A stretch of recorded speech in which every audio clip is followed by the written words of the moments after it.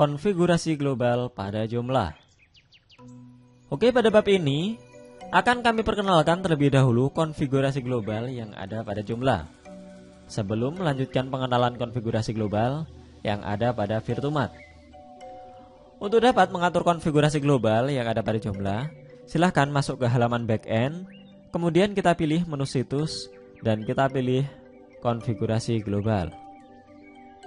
Oke, Anda perhatikan di sini terdapat 3 buah menu utama. Yang pertama yaitu situs, sistem, dan server. Oke, akan kita bahas menu situs terlebih dahulu.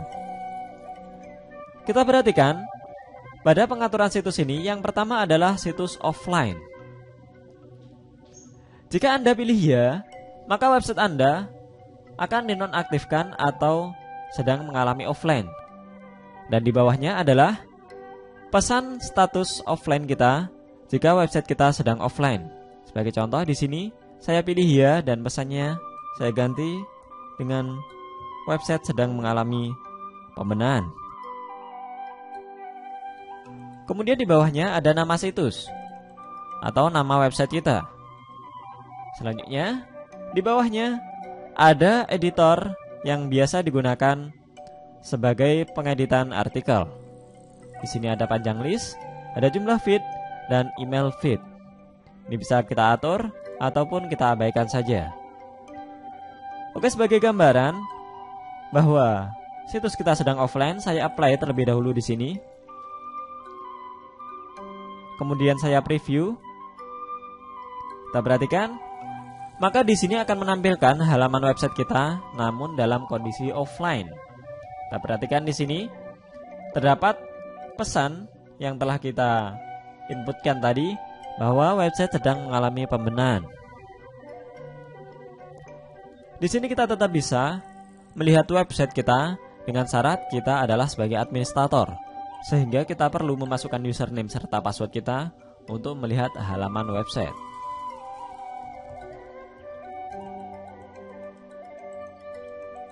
Kita perhatikan, maka kita sudah berada pada halaman website kita yang semestinya. Kemudian kita kembalikan terlebih dahulu. Kemudian di bawahnya ada metadata penataan. Di sini yang pertama ada meta deskripsi. Meta deskripsi ini adalah deskripsi yang akan ditampilkan ketika orang yang mencari di search engine. Sebagai contoh, ketika orang mencari pada Google maupun Yahoo. Jika Anda perhatikan, ada tulisan di bawah judul dari halaman kita, maka itulah yang disebut dengan meta deskripsi. Oke, sebagai contoh di sini saya rubah meta deskripsi kita. Toko online komputer adalah toko yang pertama kali di Indonesia.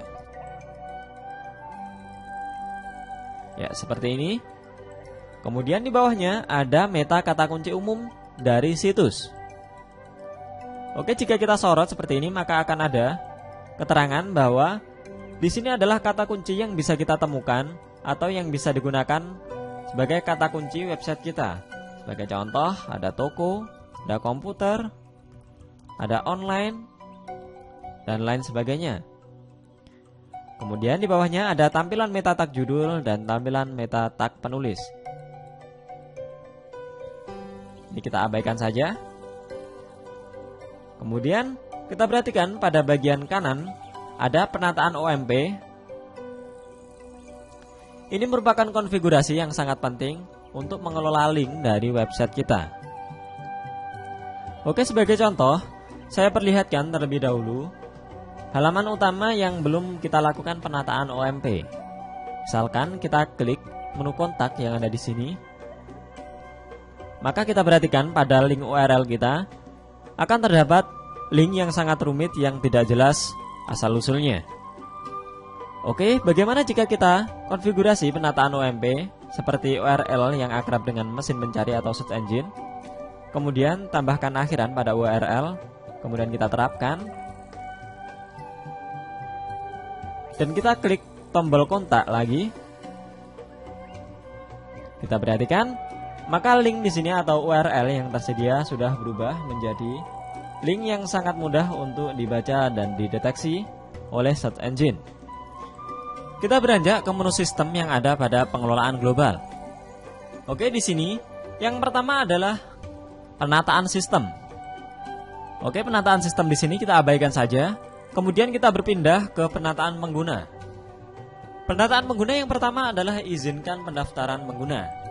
Oke, jika di sini kita pilih tidak, maka pengunjung tidak dapat melakukan registrasi pada website kita.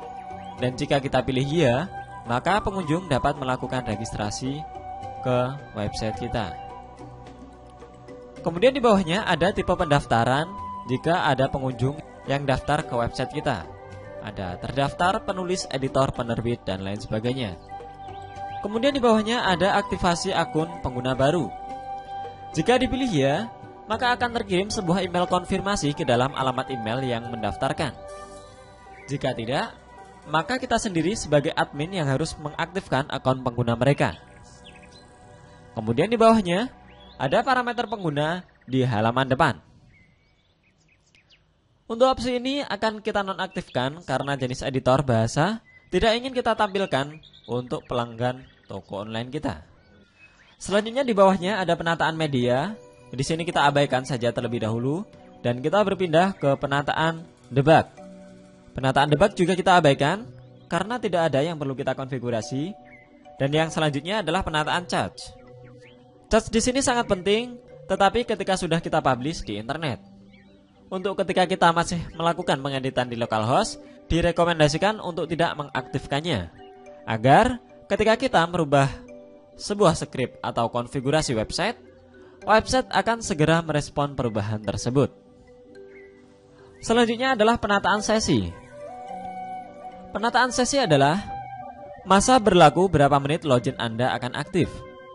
Jika Anda pilih 15 seperti settingan awal, maka 15 menit kemudian secara otomatis kita atau pengguna akan logout sendiri untuk memperkuat security dari website kita di sisi pengguna.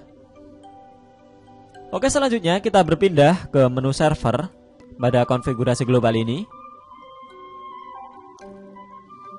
Oke, di sini terdapat beberapa konfigurasi juga yang akan kita atur. Yang pertama adalah penataan server. Oke, di sini yang pertama yaitu direktori yang digunakan sebagai temporary dari website kita. Kita bisa atur ataupun kita bisa abaikan saja. Kemudian di bawahnya ada pemampatan halaman dengan gzip. Silahkan Anda pilih ya untuk mempercepat loading website Anda. Kemudian untuk laporan error dan paksa menggunakan SSL, kita abaikan saja. Selanjutnya adalah pengaturan zona waktu. Oke, di sini kita pilih lokasi di mana kita berada. Oke, karena kita orang Indonesia, maka kita pilih Bangkok, Hanoi, dan Jakarta. Selanjutnya untuk penataan FTP, kita abaikan saja. Kemudian kita berpindah ke penataan database. Jika kita perhatikan di penataan database, maka akan sama persis dengan ketika kita melakukan penginstalan Joomla pada pertama kali. Dengan tipe data menggunakan MySQL, nama host localhost, username root database dbtoko, dan awalan database dengan JOS. Dari sini kita abaikan saja. Kemudian selanjutnya adalah pengaturan email. Di sini silahkan isi email Anda. Bagian ini berfungsi ketika terjadi pengiriman email dari komponen Virtumat, seperti terjadi pembelian, promosi, konfirmasi pembayaran, dan semuanya, maka akan mengirimkan email ke pelanggan dengan alamat email yang telah kita setting, dan nama pengirim adalah nama yang telah kita setting sebelumnya. Nah, demikian tadi konfigurasi global yang ada pada Joomla, dan kita akan berlanjut ke konfigurasi global yang ada pada Virtumat pada pembahasan yang selanjutnya.